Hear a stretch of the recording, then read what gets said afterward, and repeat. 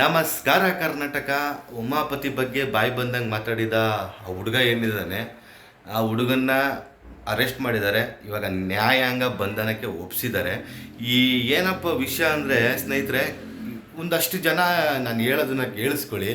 ಈ IPC section 504 506 ಏನಿದೆ ಅದ್ರ ಬಗ್ಗೆ ಸ್ವಲ್ಪ ಡೀಟೇಲ್ಸ್ ಹೇಳ್ತೀನಿ. ಯಾಕಂದರೆ ಈ ಮೈಕ್ ಹಿಡ್ಕೊಂಡ್ರೆ ನೀವು ರಾಜಾವಲಿಗಳು, ಸಿಂಹದ ಮರಿಗಳು ಎಲ್ಲ ಆಗ್ಬಿಡ್ತೀರ.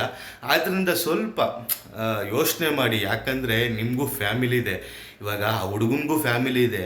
ಅವ್ರ ಕುಟುಂಬ ಎಷ್ಟು ಬೇಜಾರಲ್ಲಿರುತ್ತೋ, ಯಾವ ಪರಿಸ್ಥಿತಿಲಿದ್ದಾರೋ ನಮಗಂತೂ ಗೊತ್ತಿಲ್ಲ. ಸ್ವಲ್ಪ ವಿಚಾರ ಮಾಡಿ, ಸ್ವಲ್ಪ ತಲೆಯಲ್ಲಿ ಬುದ್ಧಿ ಹಿಡ್ಕೊಂಡು ಮಾತಾಡೋದು ಕಲೀರಿ. ಯಾಕಂದರೆ 504 506 ಇದೆಯಲ್ಲ, ಅದಕ್ಕೆ ಎಷ್ಟು ವರ್ಷ ಜೈಲು, ಏನು ದಂಡ ಎಲ್ಲ ಹೇಳ್ತೀನಿ ಕೇಳ್ರಿ. ಇದು ಉದ್ದೇಶಪೂರ್ವಕವಾಗಿ ಇನ್ನೊಬ್ಬರಿಗೆ ಅವಮಾನಿಸಿದರೆ ಅದು 504 ಆಗ್ತಾರೆ. ಅದಕ್ಕೆ ಮತ್ತು ಈ ಏನಂತಾರೆ, ಈ ಪ್ರಚೋದನೆ ಮಾಡ್ತಾರಲ್ಲ, ಜಗಳ ಮಾಡ್ಸೋಕ್ಕೆ, ಹೊಡೆದಾಡೋಕ್ಕೆ ಪ್ರಚೋದನೆ ಕೊಡ್ತಾರಲ್ಲ, ಆ ಒಂದು ಅಡಿ 504 ಬರುತ್ತೆ. ಅದಕ್ಕೆ ಮಿನಿಮಮ್ 2 ವರ್ಷ ಜೈಲು ಶಿಕ್ಷೆ ಇದೆ. ಮತ್ತು ಪ್ಲಸ್ ಅದಕ್ಕೆ ದಂಡ ಕೂಡ ಕಟ್ಟಬೇಕಾಗತ್ತೆ. 504 IPC ಸೆಕ್ಷನ್ ಏನಿದೆ, 2 ವರ್ಷ ಜೈಲು ಶಿಕ್ಷೆ ಪ್ಲಸ್ ದಂಡ.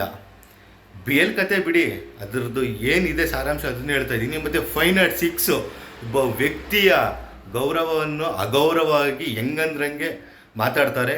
ಅದಕ್ಕೆ ಬೆದರಿಕೆ ಕೇಸ್ ಹಾಕೊತಾರೆ.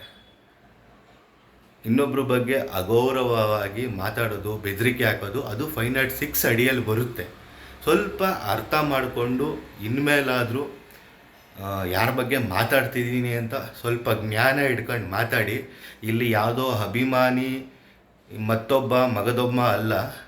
ಇವಾಗ ಅಭಿಮಾನಿ ಕಷ್ಟ ಆಗಿದೆ, ಯಾರಾದರೂ ಬರ್ತಾರಾ? ಮೈಕ್ ಮುಂದೆ ಹೀರೋಯಿಸಮ್ ತೋರಿಸೋದಲ್ಲ. ಸ್ವಲ್ಪ ಥಿಂಕ್ ಮಾಡಿ ಮಾತಾಡಿ. ನಿಮ್ಗೆ ಯಾಕೆ ಬೇಕು? ಮನೇಲಿದ್ದರೆ ಇಷ್ಟೆಲ್ಲ ಆಗ್ತಿತ್ತಾ?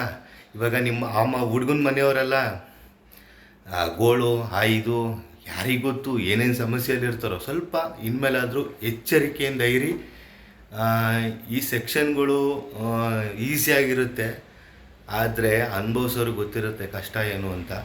ಸ್ವಲ್ಪ ಇನ್ಮೇಲಾದರೂ ಯಾರು ಮಾತಾಡೋಕ್ಕೆ ಹೋಗಬೇಡಿ. ಅಭಿಮಾನನ ಮನೇಲಿ ಇಟ್ಕೊಳ್ಳಿ. ಎಲ್ಲರಿಗೂ ಒಳ್ಳೆಯದಾಗಬೇಕು.